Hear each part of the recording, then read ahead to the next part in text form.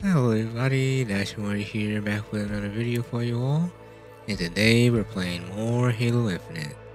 So today they just dropped Infection and a new map.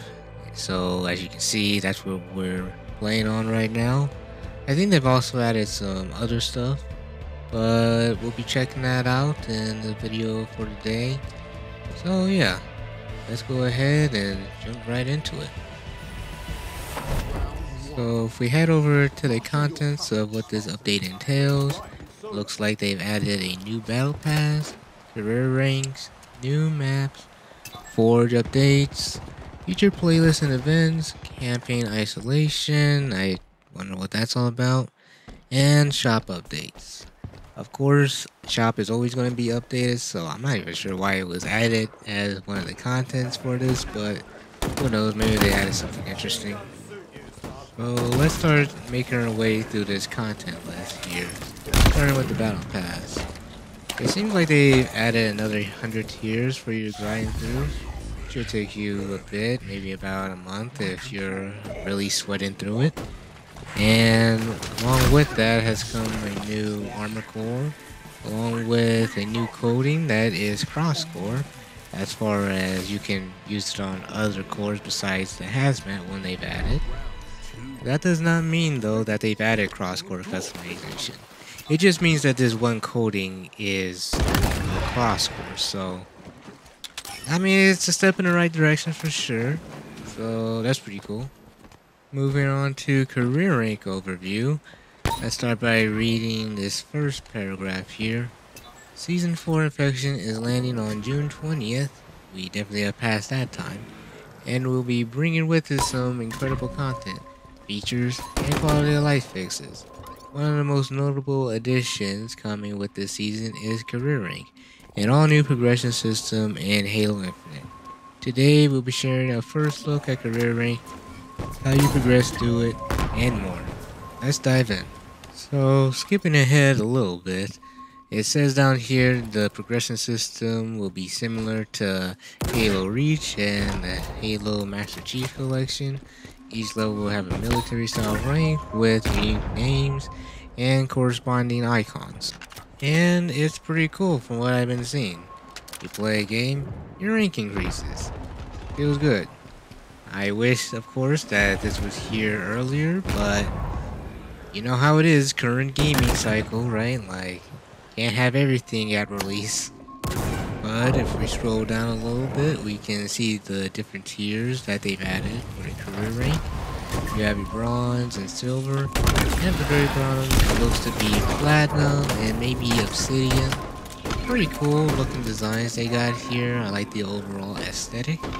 Of course though, you need a way to show this off to your opponents or teammates in games, so let's see how they do that down here. So the first place you can see someone's career rank is during map control, when of course the camera pans to a Spartan. You will see a banner that displays their career rank. Every individual player's profile will include their career rank. Inspecting a player in the post-game content report. In general, in most places where you see a player's full nameplate, a banner with their career rank will also be displayed. So you can tell if the teammate that you just was playing with was a noob or they have been playing for a while. Of course, that's not the real reason you look at someone's rank. It's all for fun. It's not so serious that you have to be worrying about, oh, my career rank is so low, or man, I need to really bump that thing up. It's just something fun. I like it. Moving on to what they changed in Forge. Apparently, they added static water plane. And I don't think you could add water in Halo before, so this is a pretty cool addition.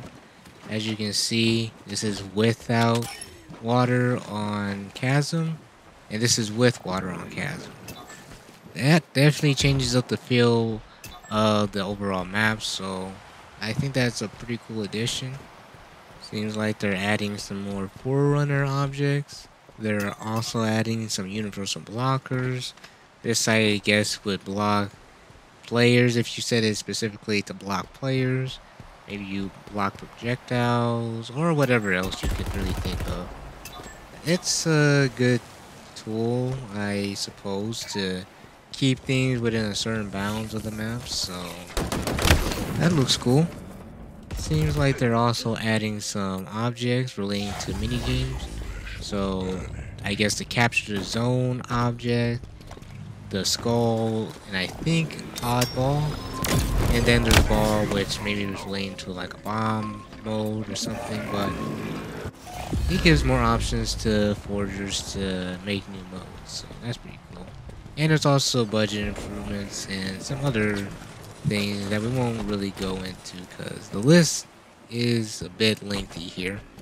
Moving on to the sandbox overview. So they added a new ability, which is pretty cool. It's a lot like Tracer's ult ability, I think, where she goes back in time to a previous point. And yeah, wherever you set it, that's where you go. And it's a cool addition. Though I haven't really been able to use it all that well. Maybe I'm just not a Tracer main, but it's a pretty cool ability. I could definitely see some plays that could be done with this. So go out there and make some clips, I guess. They have also added something called the Threat Seeker. The way this differs from the threat sensor is that it needs to be in the line of sight of the enemy. So let's say, for example, you're behind a wall and the threat seeker is on the other side. It won't apparently be able to see you and give your position away to the enemy, so it has to be placed in a well-positioned area, I suppose. Though when I'm playing this, I don't know that, and I'm being very, how you can say, hesitant to move forward. So now that I know that, I'll definitely make that a consideration when I'm playing the game. And then there's Infection. I'm not even gonna read the article for this one because we all know what Infection is. It's a zombie mode. You spawn as a zombie or you spawn as a survivor, and if you're the survivor, you try to survive, and if you're the infected, you try to kill the survivors. It's a pretty fun mode. I like it, and this iteration is pretty fun, though it does have some differences from the previous ones that I've seen in the Halo franchise. For starters, if you're the infected, it looks like you get an invisibility ability if you crouch with your energy sword. And you also get a smoke screen to blind the survivors so you can approach them a little bit easier. But if you don't spawn as infected, I don't think you get the invisibility thing. At least I haven't been able to get that thing to work yet. Maybe I just wasn't patient. Yeah, you don't get spawned with that, but you do get spawned with a translocator. So I've been able to try that out. Haven't, of course, been able to make any crazy plays yet, but pretty cool little thing there. And of course, if you're a survivor, there are weapons that you can pick up off the map. You spawn with your guns. I think you get spawned with a threat seeker, so you can try that out. There are ammo depots on the map, so if you get to one at the beginning of the game, you basically have ammo for the entire round. So yeah, that's Infection. I don't think there's anything else I can really cover on that, so we'll move on to the next thing. So, onto game isolation. Basically, they're just splitting the main game, the campaign, from the multiplayer, and you automatically are going to spawn into the multiplayer when you boot up Halo Infinite. Lastly, there is the shop. They are adding scrollable shop icons and some returning items. I'm not going to go into that. You can boot up Halo Infinite.